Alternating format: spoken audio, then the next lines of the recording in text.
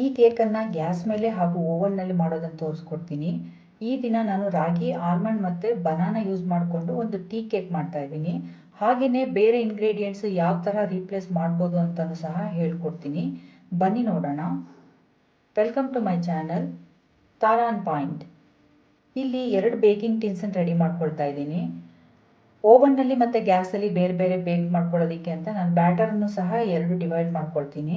ಇದನ್ನು ನೀವು 7 ಇಂಚಿಂದು ಒಂದೇ ಟಿನ್ನಲ್ಲಿ ಸಹ ಬೇಕ್ ಮಾಡ್ಕೋಬೋದು. ಇದು 5.5 ಇಂಚ್ ಇದೆ ಈ ಟಿನ್ನು. ಇದು ಒಳಗಡೆ ಎಣ್ಣೆ ಅಪ್ಲೈ ಮಾಡ್ಕೊಳ್ತಾ ಇದ್ದೀನಿ. ಕೆಳಗಡೆ ಪಾರ್ಚ್ಮೆಂಟ್ ಪೇಪರ್ ಹಾಕ್ಕೊಳ್ಳಿ. ಸೈಡಲ್ಲಿ ಹಾಕ್ಕೊಳ್ಳೋ ಅವಶ್ಯಕತೆ ಇಲ್ಲ.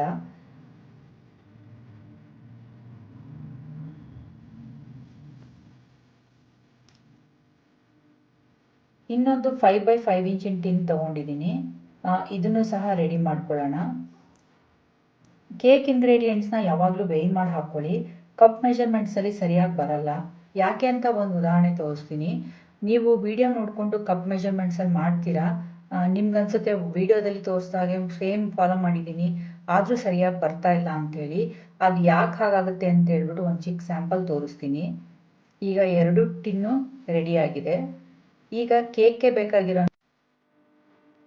ಬಾದಾಮ್ ಪೌಡರ್ನ ರೆಡಿ ಮಾಡ್ಕೊಳ್ಳೋಣ. ಅದಕ್ಕೆ 60 ಗ್ರಾಮ್ ಅಷ್ಟು ಬಾದಾಮನ್ನ ಗ್ರೈಂಡ್ ಮಾಡ್ಕೊತಾ ಇದ್ದೀನಿ. ರೆಡಿ ಪೌಡರ್ ಸಹ ಯೂಸ್ ಮಾಡ್ಕೋಬೋದು. ಆಮೇಲೆ 40 ಗ್ರಾಮ್ ಅಷ್ಟು ವಾಲ್ನಟ್ ತೊಗೊಂಡಿದ್ದೀನಿ. ಈ ರೀತಿ ಪೀಸಸ್ ಮಾಡ್ಕೊಂಡಿದ್ದೀನಿ. ಇದರಲ್ಲಿ 3/4 ಭಾಗನ ಬ್ಯಾಟರ್ ಒಳಗೆ ಹಾಕ್ಕೊತೀನಿ, ಹಾಗೆಯೇ 1/4 ಭಾಗನ ಟಾಪಿಂಗ್ ಹಾಕ್ಕೊತೀನಿ. ಓವನ್ನ ಮೊದಲು ಪ್ರೀ ಹೀಟ್ಗೆ ಹಾಕ್ಕೊಳ್ಳೋಣ. ನಂದು ಓವನ್ ಟೆಂಪ್ರೇಚರ್ ಜಾಸ್ತಿ ಇದೆ, ಅದಕ್ಕೆ ನಾನು 140 ಡಿಗ್ರಿ ಇಟ್ಕೊಂಡಿದ್ದೀನಿ. ನಿಮ್ಮ ಓವನ್ ಸರಿಯಾಗಿದೆ ಅಂದರೆ 160 ಡಿಗ್ರಿ ಇಟ್ಕೊಳ್ಳಿ ಸಾಕು. ರಾಡ್ 2 ಆನ್ ಮಾಡ್ತಾ ಇದ್ದೀನಿ ಪ್ರೀ ಹೀಟ್ಗೆ. ಬೇಕಿಂಗ್ ಟೈಮಲ್ಲಿ ಕೆಳಗಡೆ ರಾಡ್ ಮಾತ್ರ ಆನ್ ಇಡಿ. ಟೈಮರ್ನ 15 ನಿಮಿಷಕ್ಕೆ ಸೆಟ್ ಮಾಡ್ತಾ ಇದ್ದೀನಿ. ಹಾಗೆಯೇ ಕನ್ವೆಕ್ಷನ್ ಮೋಡ್ ಅಂದರೆ ಫ್ಯಾನ್ ಚಿತ್ರ ಇರುತ್ತಲ್ಲ, ಅದನ್ನು ಸಹ ಆನ್ ಮಾಡ್ಕೊಳ್ಳೋಣ. ಇದರಿಂದ ಏನಾಗುತ್ತೆ ಅಂದರೆ ಹೀಟು ಎಲ್ಲ ಕಡೆಗೂ ಡಿಸ್ಟ್ರಿಬ್ಯೂಟ್ ಆಗುತ್ತೆ.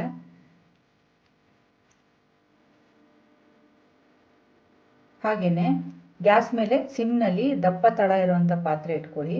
ಅದರೊಳಗಡೆ ಯಾವುದಾದ್ರೂ ಒಂದು ರಿಂಗ್ ಟೈಪ್ ಇರೋವಂಥದ್ದನ್ನು ಹಾಕ್ಕೊಳ್ಳಿ. ಉಪ್ಪೆಲ್ಲ ಹಾಕೋ ಅವಶ್ಯಕತೆ ಇಲ್ಲ. ಮುಚ್ಚಿಬಿಟ್ಟಿಡಿ, ಒಂದು 10 ನಿಮಿಷ ಅದು ಹೀಟ್ ಆಗಲಿ.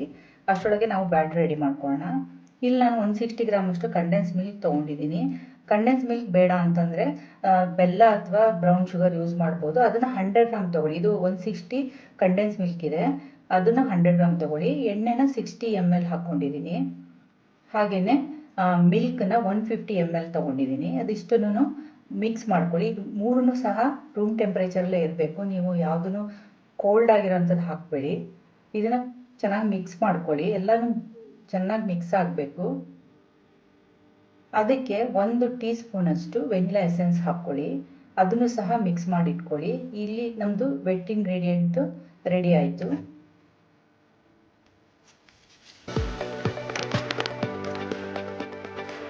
ಈಗ ಡ್ರೈ ಇಂಗ್ರೀಡಿಯೆಂಟ್ಸ್ ರೆಡಿ ಮಾಡ್ಕೊಳ್ಳೋಣ. ಯಾವುದೇ ಇಂಗ್ರೀಡಿಯೆಂಟ್ಸನ್ನು ಅಂದಾಜು ಮೇಲೆ ಹಾಕ್ಕೊಳಕ್ಕೆ ಹೋಗಬೇಡಿ. ಕೇಕಲ್ಲಿ ಆ ರೀತಿ ಮಾಡೋದಕ್ಕಾಗಲ್ಲ. ಈಗ ನಿಮಗೆ ಕಪ್ ಮೆಜರ್ಮೆಂಟ್ಸ್ ಯಾವ ರೀತಿ ತಪ್ಪಾಗುತ್ತೆ ಅಂತ ತೋರಿಸ್ಕೊಡ್ತೀನಿ. ನೋಡಿ, ಇಲ್ಲಿ ನಾನು 240 ml ಕಪ್ಪಲ್ಲಿ ಅರ್ಧಕ್ಕಿಂತ ಸ್ವಲ್ಪ ಜಾಸ್ತಿ ಇರೋ ಹಾಗೆ ಮೈದಾ ಹಿಟ್ಟು ತೊಗೊಂಡಿದ್ದೀನಿ. ಮೈದಾ ಬದಲು ನೀವು ಗೋಧಿ ಹಿಟ್ಟು ಸಹ ಯೂಸ್ ಮಾಡ್ಬೋದು. ಸ್ವಲ್ಪ ಡೆನ್ಸಾಗಿ ಬರುತ್ತೆ ಅಷ್ಟೇ. ಈಗ ಇದನ್ನು ಎಷ್ಟು ಗ್ರಾಮ್ ಬರುತ್ತೆ ಅಂತ ನೋಡೋಣ. ಇಲ್ಲಿ ಅರ್ಧಕ್ಕಿಂತ ಒಂದು ಸ್ವಲ್ಪ ಜಾಸ್ತಿ ಇದೆ ಮೈದಾ ಹಿಟ್ಟನ್ನ ತೊಗೊಂಡಿರೋದು. ನಾನು ಡಬ್ಬದಿಂದ ಡೈರೆಕ್ಟಾಗಿ ಹಾಕ್ಕೊಂಡಿದ್ದೀನಿ ಹಿಟ್ಟನ್ನು. ಇದನ್ನು 0 ಮಾಡ್ಕೊಳ್ಳೋಣ. ನೋಡಿ, ಇದು 100 ಗ್ರಾಮ್ ಅಷ್ಟಿದೆ ಮೈದಾ ಹಿಟ್ಟು. ಇದನ್ನು ನಾನೇನು ಮಾಡ್ತೀನಿ, 2 ಸಲ ಜರಡಿ ಹಿಡಿತೀನಿ.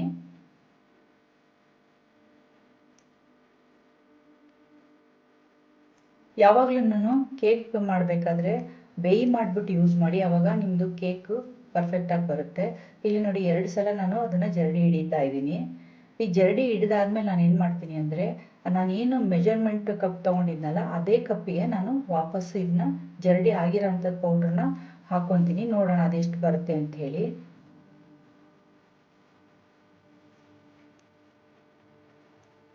ನಾನಿಲ್ಲಿ ಸೆಪ್ರೇಟಾಗಿ ಜರಡಿ ಹಿಡಿತಾ ಇದ್ದೀನಿ. ಅದನ್ನು ನೀವು ಆ ರೀತಿ ಮಾಡೋ ಅವಶ್ಯಕತೆ ಇಲ್ಲ.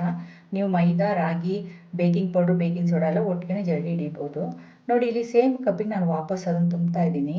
ಮೊದಲು ನಾವೆಷ್ಟೋ ಅರ್ಧಕ್ಕಿಂತ ಚೂರು ಜಾಸ್ತಿ ಇತ್ತು ಹಿಟ್ಟು, ಅದೇ ಹಿಟ್ಟು ನೋಡಿ ಈಗ ಜರಡಿ ಹಿಡಿದ್ಬಿಟ್ಟು ತುಂಬಿದ್ರೆ ಫುಲ್ ಕಪ್ ಆಗುತ್ತೆ.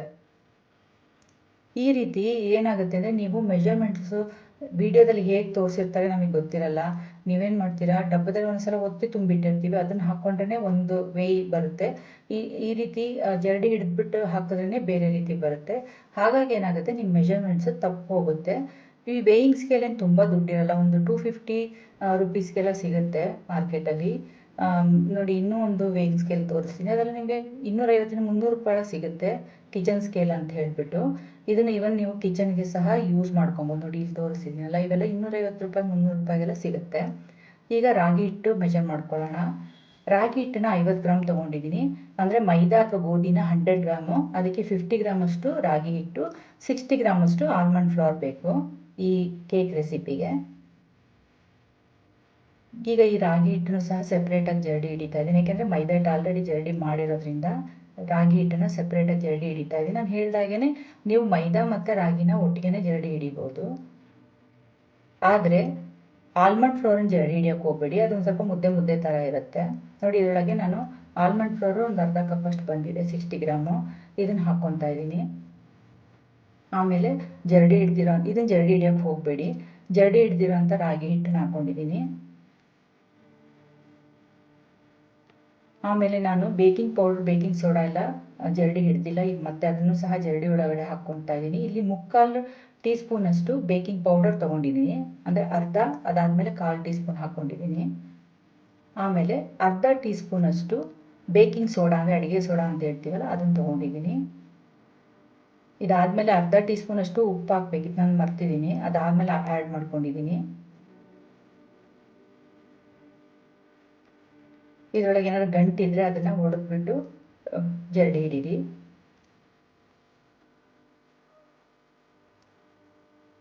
ನಂತರ ಇದಕ್ಕೆ ಚಕ್ಕೆ ಪುಡಿ, ಅಂದರೆ ಸಿನಮನ್ ಪೌಡರ್ ಅಂತ ಹೇಳ್ತೀವಲ್ಲ, ಅದನ್ನು ಡೈರೆಕ್ಟಾಗಿ ಆ್ಯಡ್ ಮಾಡ್ಕೊಳ್ಳಿ. ಇದನ್ನೇನು ಜರಡಿ ಹಿಡಿಯೋ ಅವಶ್ಯಕತೆ ಇಲ್ಲ. ಇದು ಸ್ವಲ್ಪ ದಪ್ಪ ದಪ್ಪಗೆ ಪುಡಿಯಾಗಿರುತ್ತೆ ಮಿಕ್ಸಿನಲ್ಲಿ ಹಾಕಿದಾಗ. 1 ಟೀ ಸ್ಪೂನಷ್ಟು ತೊಗೊಂಡಿದ್ದೀನಿ.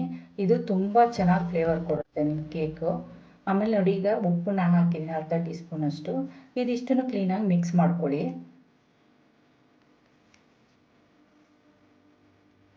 ಈಗ ಇದಕ್ಕೆ ವಾಲ್ನಟ್ಸನ್ನು ಆ್ಯಡ್ ಮಾಡ್ಕೊಳ್ಳಿ, ಒಂದು 3/4 ಭಾಗದಷ್ಟು. ಸ್ವಲ್ಪ ತೆಗೆದಿಟ್ಕೊಳ್ಳಿ ಟಾಪಿಂಗಿಗೆ ಅಂತ ಹೇಳಿ. ಇದನ್ನು ಒಂದ್ಸಲ ಮಿಕ್ಸ್ ಮಾಡ್ಕೊಳ್ಳಿ. ಇದರಿಂದ ಏನಾಗುತ್ತೆ ಅಂದರೆ ಕೇಕ್ ಒಳಗೆ ನೀಟಾಗಿ ಡಿಸ್ಟ್ರಿಬ್ಯೂಟ್ ಆಗುತ್ತೆ. ಅದಾದಮೇಲೆ 3 ಬಾಳೆಹಣ್ಣಷ್ಟು ಏಲಕ್ಕಿ ಬಾಳೆಹಣ್ಣು ತೊಗೊಂಡಿದ್ದೀನಿ, ಅದನ್ನು ಪೀಸಸ್ನ ಹಾಕಿ ಮಿಕ್ಸ್ ಮಾಡ್ಕೊಳ್ಳಿ. ಒಟ್ಟಿಗೆ ಹಾಕಬೇಡಿ, ವಾಲ್ನಟ್ ಜೊತೆಗೆ ಅಂಟ್ಕೊಂಡ್ಬಿಡುತ್ತೆ. ಸಪ್ರೇಟಾಗಿ ಮಿಕ್ಸ್ ಮಾಡಿ. ಇದನ್ನು ವೆಟ್ ಇಂಗ್ರೀಡಿಯೆಂಟ್ಸಿಗೆ ಆ್ಯಡ್ ಮಾಡ್ಕೊಳ್ಳೋಣ. ಮೊದಲಿಗೆ ಒಂದು ಅರ್ಧ ಹಾಕ್ಬಿಟ್ಟು ಒಂದು ಸ್ವಲ್ಪ ಮಿಕ್ಸ್ ಮಾಡಿ. ಅದಾದಮೇಲೆ ಉಳಿದಿರೋ ಅಷ್ಟನ್ನು ಡ್ರೈ ಇಂಗ್ರೀಡಿಯೆಂಟ್ಸನ್ನು ಒಟ್ಟಿಗೆ ಹಾಕ್ಕೊಂಡ್ಬಿಟ್ಟು ನಿಧಾನಕ್ಕೆ ಕಲಸಿ. ಅಂದರೆ ಇದನ್ನು ಕಟ್ ಆ್ಯಂಡ್ ಫೋಲ್ಡ್ ಮೆಥಡ್ ಆ ಥರ ಏನು ಅವಶ್ಯಕತೆ ಇಲ್ಲ, ನೀವು ನಿಧಾನಕ್ಕೆ ಕಲಸಿದ್ರೆ ಸಾಕು, ಜೋರಾಗಿ ಕಲಕಕ್ಕೆ ಹೋಗಬೇಡಿ.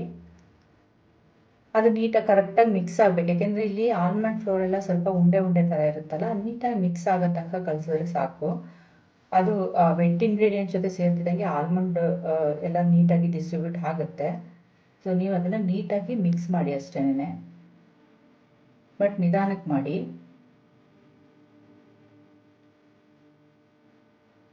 ಈಗ ಇದನ್ನು ನಾನು 2 ಟಿನ್ನಿಗೂ ಅರ್ಧ ಹಾಕ್ಕೊತಾ ಇದ್ದೀನಿ.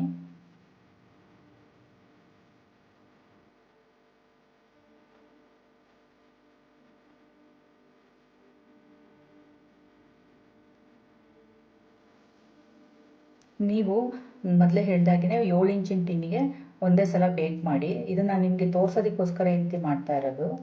ಇದ್ರ ಮೇಲೆ ಬಾಳೆಹಣ್ಣು ಪೀಸಸ್ ಏನು ಇಟ್ಕೊಂಡಿದ್ವಲ್ಲ ಅದನ್ನು ಹಾಕ್ಕೊಳ್ಳೋಣ ಟಾಪಿಂಗಿಗೆ. ಆಮೇಲೆ ವಾಲ್ನಟ್ ಸಹ ಸ್ವಲ್ಪ ಎತ್ತಿಟ್ಕೊಂಡಿದ್ವಿ ಟಾಪಿಂಗಿಗೆ ಅಂತ, ಅದನ್ನು ಸಹ ಹಾಕ್ಕೊಳ್ಳೋಣ. ಇದು ನೋಡ್ಲಿಕ್ಕೆ ಲುಕ್ ಚೆನ್ನಾಗಿರುತ್ತೆ.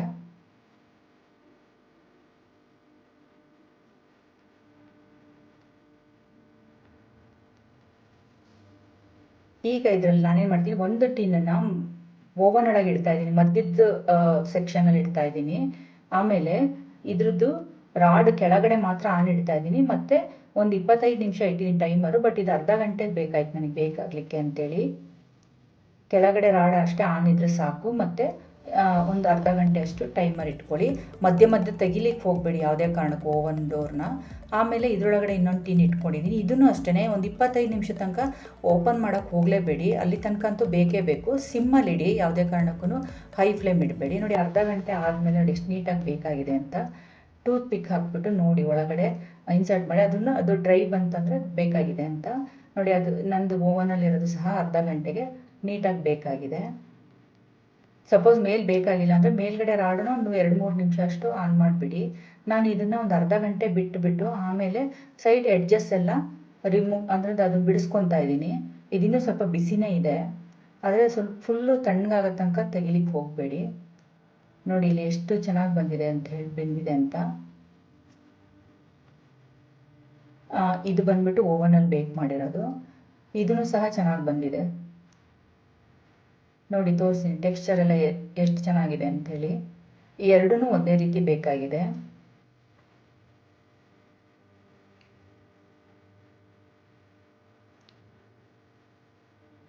ಇದನ್ನು ಒಂದು 5-6 ಗಂಟೆ ಬಿಟ್ಟರೆ ಇನ್ನೂ ಚೆನ್ನಾಗಿ ಸಾಫ್ಟ್ ಆಗುತ್ತೆ. ನಾನು ಸ್ವಲ್ಪ ಬಿಸಿ ಇರೋದನ್ನೇ ತೋರಿಸೋದಕ್ಕೆ ಅಂತೇಳಿ ಕಟ್ ಮಾಡ್ತಾ ಇದ್ದೀನಿ. ನೋಡಿ ಇದು ಗ್ಯಾಸಲ್ಲಿ ಬೇಕ್ ಮಾಡಿರೋದು. ಇದನ್ನು ಕಟ್ ಮಾಡಿ ತೋರಿಸ್ತೀನಿ ಯಾವ ರೀತಿ ಟೆಕ್ಸ್ಚರ್ ಬಂದಿದೆ ಒಳಗಡೆ ಅಂಥೇಳಿ. ಇನ್ನೂ ಸ್ವಲ್ಪ ಬಿಸಿನೇ ಇದೆ, ಆದ್ರೂ ತೋರಿಸ್ಲಿಕ್ಕೆ ಅಂತೇಳಿ ಕಟ್ ಮಾಡ್ತಾ ಇದ್ದೀನಿ. ಇನ್ನೊಂದು 4-5 ಗಂಟೆ ಬಿಟ್ಟರೆ ಇನ್ನೂ ಚೆನ್ನಾಗಿ ಸಾಫ್ಟಾಗಿ ಬರುತ್ತೆ. ಇದು ಒಳಗಡೆ ನೋಡಿ ಬಾಳೆಹಣ್ಣಾಗಲಿ ವಾಲ್ನಟ್ ಆಗಲಿ ಎಷ್ಟು ಈವನ್ನಾಗಿ ಡಿಸ್ಟ್ರಿಬ್ಯೂಟ್ ಆಗಿರುತ್ತೆ ಹಿಟ್ಟಲ್ಲಿ ಫಸ್ಟ್ ಟೈಮ್ ಮಿಕ್ಸ್ ಮಾಡ್ಕೊಳ್ಳೋದ್ರಿಂದ. ಒಳಗಡೆ ಟೆಕ್ಸ್ಚರ್ ನೋಡಿ ಎಷ್ಟು ಚೆನ್ನಾಗಿ ಬಂದಿದೆ ಅಂತೇಳಿ. ಮಕ್ಕಳಿಗೆ ನೀವು ಟೀ ಬ್ರೇಕಿಗೆ ಇದಕ್ಕೆಲ್ಲ ಕಳಿಸ್ಬೋದು. ಇದನ್ನು ತುಂಬ ಚೆನ್ನಾಗಿರುತ್ತೆ. ಇದನ್ನೊಂದು 2 ದಿವಸ ನೀವು ಫ್ರಿಜ್ಜಲ್ಲಿ ಇಡ್ಬೋದು. ಕ್ಲಿಂಗ್ ರ್ಯಾಪ್ ಮಾಡಿ ಇಟ್ಬಿಡಿ. ಹೊರಗಡೆ ಆಮೇಲೆ ಒಂದು 10 ನಿಮಿಷ ಹೊರಗಡೆ ತೆಗ್ದಿಟ್ಟು ತಿನ್ಬೋದು. ನೋಡಿ ಇದು ಬಂದ್ಬಿಟ್ಟು ಗ್ಯಾಸಲ್ಲಿ ಬೇಕ್ ಮಾಡಿರೋದು. ಅದೇ ರೀತಿ ಓವನಲ್ಲಿ ಬೇಕ್ ಮಾಡಿರೋದನ್ನು ತೋರಿಸ್ತೀನಿ ಕಟ್ ಮಾಡಿ. ಈ ರೀತಿ ಇನ್ನೂ ಸಾಕಷ್ಟು ವಿಡಿಯೋಗಳನ್ನು ಹಾಕ್ತೀನಿ. ನೀವು ಸಬ್ಸ್ಕ್ರೈಬ್ ಆದರೆ ನಿಮಗೆ ನೋಟಿಫಿಕೇಷನ್ ಬರುತ್ತೆ.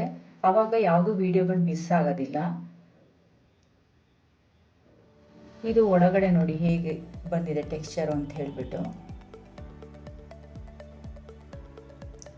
ಗ್ಯಾಸಲ್ಲೂ ಸಹ ಓವನಲ್ಲಿ ಬೇಯಿಸಿದಷ್ಟೇ ಚೆನ್ನಾಗಿ ಬರುತ್ತೆ. ಆದರೆ ಒಂದು ಅಡ್ವಾಂಟೇಜ್ ಓವನಲ್ಲಿ ಅಂದರೆ ಟೆಂಪ್ರೇಚರನ್ನು ವೇರಿ ಮಾಡ್ಕೊಬೋದು. ನೋಡಿ ಇಲ್ಲಿ ಇದ್ರ ಟೆಕ್ಸ್ಚರು ಸಹ ಎಷ್ಟು ಚೆನ್ನಾಗಿ ಬಂದಿದೆ ಅಂತ. ತಿನ್ನೋಕ್ಕಂತೂ ತುಂಬಾ ಟೇಸ್ಟಿಯಾಗಿರುತ್ತೆ. ನೋಡಿ ಇಲ್ಲಿ ಬೌನ್ಸ್ ಬ್ಯಾಕ್ ಆಗ್ತಾ ಇದೆ. ನೀವು ಪ್ರೆಸ್ ಮಾಡಿದ್ರೆ ಮುದ್ದೆ ಥರ ಆಗ್ತಾ ಇಲ್ಲ. ನಿಮ್ಗೆ ಈ ವಿಡಿಯೋ ಏನಾದ್ರು ಇಷ್ಟ ಆಯಿತು ಅಂತಂದರೆ ಲೈಕ್ ಮಾಡಿ, ಶೇರ್ ಮಾಡಿ, ಸಬ್ಸ್ಕ್ರೈಬ್ ಮಾಡಿ. ಇನ್ನಷ್ಟು ವೀಡಿಯೋಸ್ಗಳನ್ನು ಹಾಕ್ತೀನಿ. Thank you for watching.